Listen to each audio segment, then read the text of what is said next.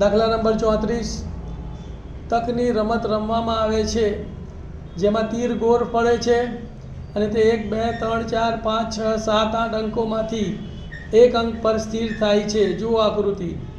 આ બધા પરિણામો સમસંભવી છે।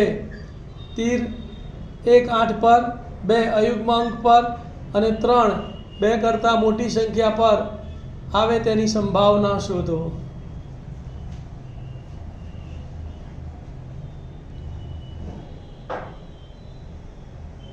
ધ્યાન આપજો ભાઈ। આ તકની રમત છે। 1 2 3 4 5 6 7 8 લખેલા છે બરાબર। તો અહીં તકની રમતમાં તીર ગોળ ફરે છે અને તે 1 2 3 4 5 6 7 8 માંથી કોઈ પણ એક અંક પર સ્થિર થાય છે। માટે પ્રયોગના શક્ય કુલ પરિણામોની સંખ્યા કેટલી આવશે? 8 આવશે। પહેલો દાખલો, તીર 8 અંક પર આવે તેની સંભાવના। 8 અંક કેટલો છે? 1। કુલ પરિણામ કેટલા છે? 8। જવાબ આપણને ખબર પડી ગઈ કેટલું આવશે? 1/8 એટલે 1/8।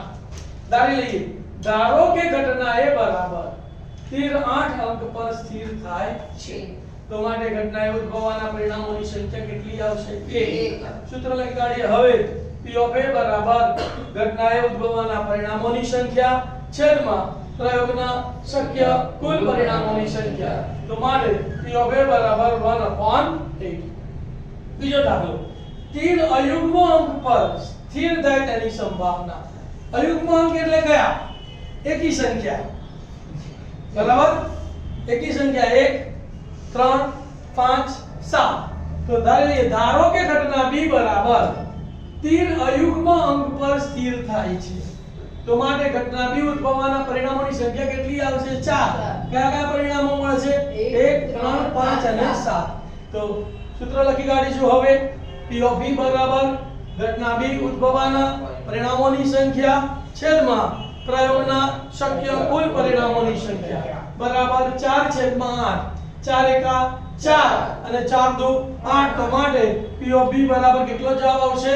1/2। ત્રીજો દાખલો, તીર 2 કરતાં મોટા અંક પર આવે તેની સંભાવના। 2 કરતાં મોટા અંક એટલે 3 4 5 6 7 અને 8। પ્રયોગના કુલ પરિણામો કેટલા આવશે? 6। જવાબ શું આવશે? 6/8।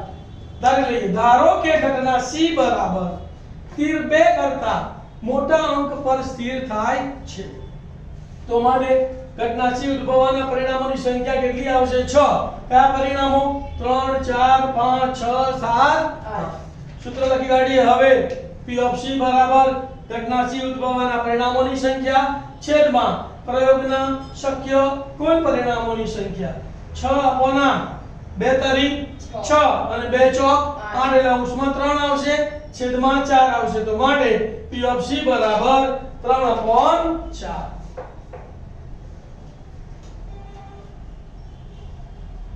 અહીંયા આપણું સેક્શન C પૂરું થાય છે વિદ્યાર્થી મિત્રો।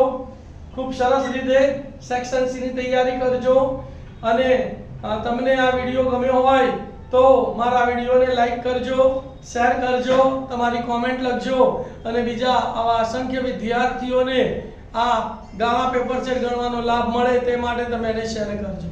Thank you. ઓમ નમઃ શિવાય।